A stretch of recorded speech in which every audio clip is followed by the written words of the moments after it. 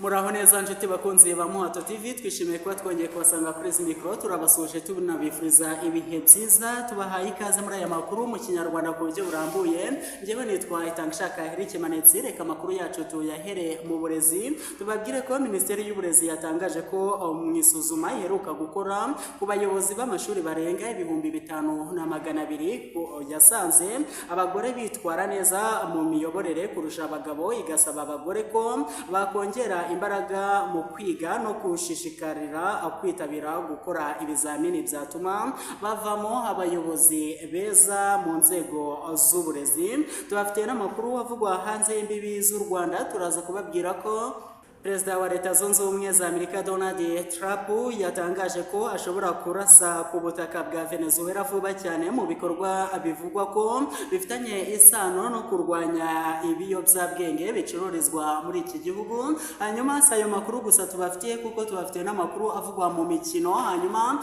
tugiye kwakira mugenzi wacu atugezeho amakuru avugwa mu mikino. Blaise, tugezeho incamake zivugwa mu mikino. Urakoze Manetsi kuri uyu mwanya nyuma yo kuvuga incamake z'amakuru yanjye. Reka ngaruke ku bucamake, ngaruke ku makuru yo mu Rwanda avuga mu mikino, aho ikipe ya APR yakinye ku munsi w'ejo, ndetse turaza kureba ngo byagenze ute, umukino warangiye ute. Turagaruka no ku mugabane w'Iburayi ngo mbese ari kuvugwamo iki uyu munsi bimeze gute.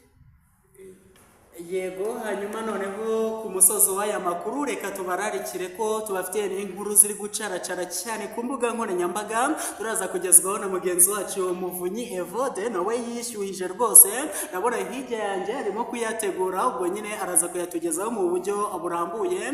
Reka tuze mu kanya gato tuyarambure, ariko mwibuka gutanga ibitekerezo byanyu muciye muri komenti. Reka tuze mu kanya gato.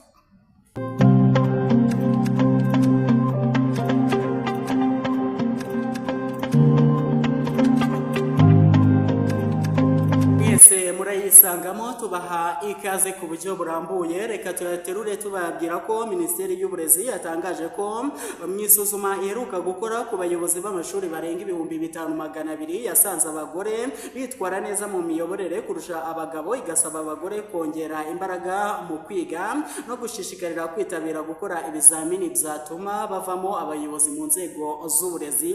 Byagarutsweho kuwa gatanu tariki ya 12 Ukuboza 2025, ubwo hizihizwaga umunsi mpuzamahanga wahariwe mwarimu wizihirijwe mu karere ka Kirehe. Umunyamabanga wa Leta muri Minisiteri y'Uburezi Irere Claudette yatangaje ko iri suzuma Mineduc yarikoreye ku bayobozi b'amashuri 5,277 barimo abayobozi b'amashuri abanza 1,415, abayobozi b'amashuri yisumbuye 1,664, abayobozi bashinzwe amasomo 1,425, ndetse n'abayobozi bashinzwe imyitwarire 773. Mu mashuri ya tekinike, imyuga n'ubumenyingiro TVET, iri suzuma ryakorewe ku bayobozi b'amashuri 124, abashinzwe amasomo 168, ndetse n'abashinzwe imyitwarire 68. Hirere yakomeje avuga ko umubare munini w'abayobozi b'amashuri ari abagabo bangana na 74%, abenshi bakaba bakiri na bato. Umukuru afite imyaka 65, umuto afite imyaka 26. Yavuze ko abayobozi b'amashuri b'abagore hari 26%, umukuru afite imyaka 65, umuto akaba afite imyaka 28 yonyine. Hanyuma reka dutarambuke gato twerekeze hanze y'imbibi z'u Rwanda. Mu baturanyi tubabwire ko nyuma y'iminsi yaranzwe n'imirwano ikaze, AFCM 23 ihanganye n'ihuriro ry'ingabo za Repubulika Iharanira Demokarasi ya Kongo mu bice bitandukanye byo mu ntara ya Kivu y'Amajyepfo, kuva za Kamanyora kugera mu mujyi wa Uvira. Ubu ibintu byatangiye gusubira mu buryo. Kuwa 10 Ukuboza 2025 nibwo AFCM 23 yafashe umujyi wa Uvira mu ntara ya Kivu y'Amajyepfo. Intsinzi yakurikiye ibindi bice bitandukanye byari byabohowe. Hari abaturage bari bahunze ubugizi bwa nabi bw'imitwe ikorana n'ingabo za Kongo irimo FDLR. AFCM 23 yabasabye gutaha, ibizeza ko nta kizongera kubahungabanya. abaturage bamwe bari bahunze abandi bihishe mu bice bitandukanye bari gusubira mu byabo, ndetse ku nshuro ya mbere kuva umujyi wafatwa abantu bagaragaye basukura ahantu hose mu gikorwa rusange cyo gusukura umujyi cyatekerejweho n'abaturage ubwabo. Kuri benshi byari ikimenyetso cy'igaruka ry'ubuzima busanzwe, abantu bagakora imirimo yabo nk'uko bisanzwe. Abaturage bafite icyizere cy'uko batazongera kugirirwa nabi. Hanyuma reka dukomeze n'andi makuru avugwa hanze y'imbibi z'u Rwanda, tubabwire ko Perezida wa Leta Zunze Ubumwe za Amerika Donald Trump yatangaje ko ashobora kurasa ku butaka bwa Venezuela vuba cyane mu bikorwa bivugwa ko bifitanye isano no kurwanya ibiyobyabwenge. Perezida Trump yabitangaje mu mpera z'icyumweru mu kiganiro yagiranye n'abanyamakuru, avuga ko bamaze guhagarika burundu kwinjizwa kw'ibiyobyabwenge binyuzwa mu nyanja muri Venezuela. Ni mu gihe Venezuela yo yamaganye ibikomeye ibyo ishinjwa ko ifitanye isano n'amatsinda acuruza ibiyobyabwenge abyinjiza muri Amerika. Trump yavuze ko ubucuruzi bw'ibiyobyabwenge binyuze mu nyanja bifitanye isano na Venezuela byagabanyutse ku kigero cya 92%. Avuga ko ingabo za Amerika ziri kurwanya ibi biyobyabwenge mu buryo butigeze bubaho na mbere. Guhera muri Nzeri, ingabo za Amerika zongeye cyane ibikorwa bya gisirikare mu nyanja ya Caribes mu burasirazuba bwa Pacifique, zigaba ibitero birenga 20 ku bwato bukekwaho gutwara ibiyobyabwenge bihitana abantu benshi. Trump yavuze ko ibyo bikorwa byarokoye ibihumbi n'ibihumbi by'abanyamerika kuko byahagaritse kwinjizwa kw'ibiyobyabwenge muri Amerika. Perezida wa Venezuela Nicolas Maduro yahakanye kenshi ko ibyo Trump avuga ku bijyanye nuko igihugu cye gifitanye isano n'amabandi acuruza ibiyobyabwenge. Ashinja Washington gushaka guhirika ubutegetsi bwe hifashishijwe icyo yise ibikorwa byo kurwanya ibiyobyabwenge. Muri iki cyumweru inzego za Amerika zafashe ubwato bwitwa Skipper hafi y'inkengero za Venezuela bwari butwaye peteroli bivugwa ko ituruka muri Venezuela no muri Iran.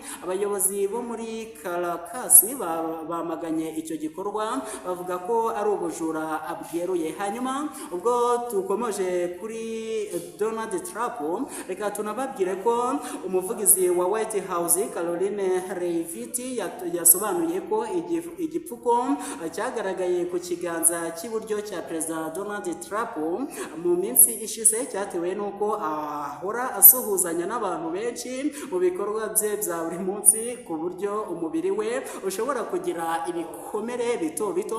Mu minsi ishize nibwo Perezida wa Leta Zunze Ubumwe za Amerika Donald Trump yagaragaye afite igipfuko ku kiganza cy'iburyo inyuma, bituma havuka impaka ku bibazo by'ubuzima bwe.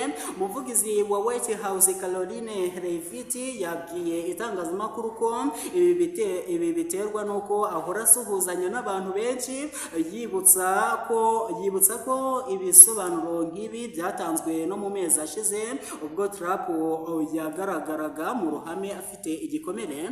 Leavitt yasobanuye kandi ko Perezida Trump afata imiti ya aspirin buri munsi ku buryo ishobora gutuma agira ibikomere ku mubiri we. Ku mugoroba wo kuwa kabiri tariki ya 9 Ukuboza 2025, Trump yashyize ubutumwa bwuzuye umujinya ku rubuga rwa Truth Social, avuga ko inkuru zivuga ku buzima bwe ari ubugambanyi bukomeye. Perezida Donald Trump aheruka gukora isuzuma ry'ubuzima mu Kwakira, harimo na Miri, ndetse umuganga we yatangaje ko ameze neza nubwo ibi bisobanuro bitangwa na White House bigamije guhosha impaka. Ibibazo ku buzima bwa Trump bikomeje kuvugwa cyane ko ari we mukuru w'igihugu watowe afite imyaka myinshi mu mateka ya Amerika. Reka twakire mugenzi wacu mu mikino Blaise, twongeye kuguha ikaze. Ya makuru waduhiniye noneho ugiye kuyarambura mu mikino unyarutsa cyane. urakoze kongera kumpa uyu mwanya manetse. Reka amakuru y'imikino nyahereye kuri shampiyona y'u Rwanda Premier League aho yakomezaga ku munsi w'ejo, aho ku isaha y'isaa 9 ikipe ya APR FC yajyaga mu kibuga ndetse n'ikipe ya Gorilla. Umukino ukaba waraje kurangira ari ubusa ku busa, ndetse ndakomeza kwibutsa abanyarubavu ku kipe yabo y'inaha i Rubavu, ikipe ya Etincelle FC yatsindaga ikipe ya Musanze ibitego 3-1. Ikipe ya Etincelle kuko yakomeje kwigaragaza neza, umutoza wayo ari gupangwa kwerekeza mu kipe ya Rayon Sport, akaba ari yo makuru yo mu Rwanda. Reka ngaruke ku mugabane w'Uburayi, ngaruka kuri shampiyona y'Abongereza ariyo English Premier League aho yakomezaga ku munsi w'ejo, aho ikipe ya Liverpool yaje kunyagira ikipe ya Brighton ibitego 2-0, ndetse na Chelsea yakinaga kuri uwo munsi kaba yaraje kunyagira ikipe ya Everton ibitego 2-0. Gusa si ayo makipe gusa yakomeye yarakinaga, ndetse n'ikipe ya Arsenal yarakinaga aho yanyagiraga ikipe ya Wolverhampton Wanderers ibitego 2-1, ndetse umusore witwa Gabriel Jesus akaba yameze neza, ariwe watsinze igitego cya mbere, ndetse n'umusore witwa Bukayo Saka. Gusa na Espagne bafite imikino myinshi bakinaga kuri uwo munsi wo kuwa gatandatu, aho ikipe ya Atletico Madrid yakinaga n'ikipe ya Valencia itsinda ibitego 2-1. Gusa na Barcelona yarakinaga itsinda ikipe ya Osasuna ibitego 2-0. Nayo makuru twari tubafite manetsi mu mikino. Urakoze cyane. Hanyuma reka twakire mugenzi wacu Muvunyi Evode, n'inkuru ziri gucaracara ku mbuga nkoranyambaga. Muvunyi Evode, urisanga muri studio za Muhato TV utugezaho amakuru ari gucaracara ku mbuga nkoranyambaga. Urakoze cyane manetsi. Amakuru yacu tuyahere mu karere ka Ngoma, ahazwi nko mu kagari ka Kagoma. Harimo haragaragara amakuru y'abagore babiri bakoze imirwano, ndetse isantere bakayisira ibanga, ibitenge babishyize hasi ndetse n'inkweto bararwana bikomeye cyane. Byagaragaye yuko bapfaga umugabo, dore ko uburaya muri ako karere bukomeje gutera indi ntera. Abagabo bakomeje guca abagore babo inyuma bakajya mu kabari, abagore babo banyarukira nko ku muhanda bagiye guhaha, bagasanga abagabo babo bari mu bintu bidateye ishema. Ni nyuma yuko umugore wo muri ako karere yamaze gukorera amafaranga agera mu bihumbi 28, umugabo we wigize umusongarere arayafata ayajyana mu kabari. Umugore ahaviriye kwihiringa ashaka icyatunga urugo, asanga amafaranga ye yajyanwe. Na wundi yaketse umugabo we kuko ari we babana mu cyumba. Yarakomeje aragenda hirya yo ku busantere bwaho batuye, asanga umugabo we yahaza inzoga ndetse ari kumwe n'indaya. Niko kubaza umugabo we icyatumye amutwarira amafaranga, nuko uwo ndaya bari kumwe iramwadukira iramutuka. Umugore n'umujinya ntiyabyihanganiye, barafatanye bararwana, ndetse abaraho barumirwa bagwa mu kantu. Niko kubakiza bababaza icyo bapfuye. Iyo ndaya ikavuga yuko uwo ari umugabo wayo nawe ubwe batasezeranye.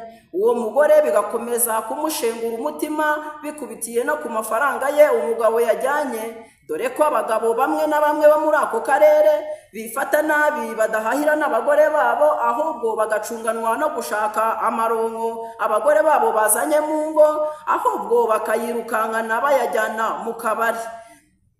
Dukomeze n'andi makuru arimo aravugwa hirya no hino ku mbuga nkoranyambaga.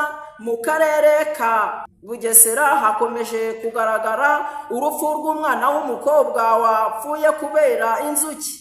Mu karere ka Bugesera bakomeje kororera inzuki mu ngo, uzwi neza nk'ubuvumvu niwo bakomeje gutegaho amakiriro, dore ko bakomeje kugaruka ku ngorane zirimo zirava muri iyo mishinga. Abana bo mu ngo zituranye nabo bororera inzuki mu rugo cyangwa se bakora umwuga w'ubuvumvu, nibwo bakomeza kujya gusura bagenzi babo muri izo ngo, dore ko kuri uyu wa gatandatu hagaragaye abana bagiye hamwe muri urwo rugo rworora inzuki mu rugo, bajya gusura abo bana bagenzi babo. Niko umuzinga wahanutse wikubita hasi, umutemeri w'umuzinga urapfunduka, nibwo inzuki zadukiriye abo bana zarabariye bigaragara, abana 8 bose bajyanwa mu bitaro ndetse umwana umwe w'umukobwa ahasiga ubuzima.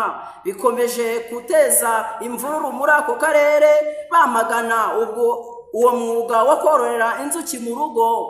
Ibyo ngibyo ubuyobozi bw'akarere ka Bugesera bugomba kubihagurukira, kuko ntago izo mfu zitunguranye kubera inzuki ntago zari zigombye kubaho mu gihugu cy'u Rwanda. Bakagombye gukorera imishinga aho yabugenewe, dore ko ikintu kigomba kujya mu mwanya wacyo.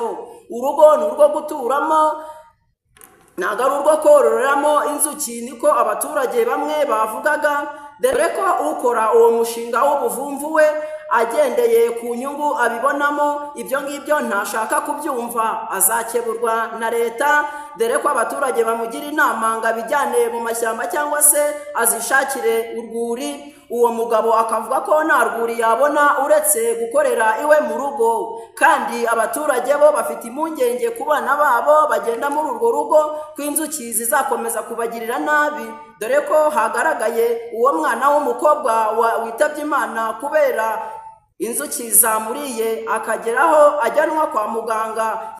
Uwo mwana w'umukobwa yaguye mu maboko ya se ubwo yamujyanaga ku kigo nderabuzima.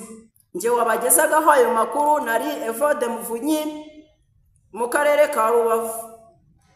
Arakoze cyane Muvunyi Evode. Ubwo nyine abayobozi b'ako karere ka Bugesera bakurikirane icyo kibazo, ni ikibazo kigomba gukemurwa. Hanyuma ni nuko dusoje amakuru yacu twabateguriye, ariko wowe tutatangiranye ku ntangiriro, reka tukwibutse ko twakubwiye ko Minisiteri y'Uburezi yatangaje ko mu isuzuma iheruka gukora ku bayobozi b'amashuri barenga 5,200 yasanze abagore bitwara neza mu miyoborere yabo kurusha abagabo, igasaba abagore kongera imbaraga mu kwiga no gushishikarira kwitabira gukora ibizamini byatuma bavamo abayobozi mu nzego z'uburezi. Twanyarukiye no hanze y'imbibi z'u Rwanda, tujya mu baturanyi tubabwira ko nyuma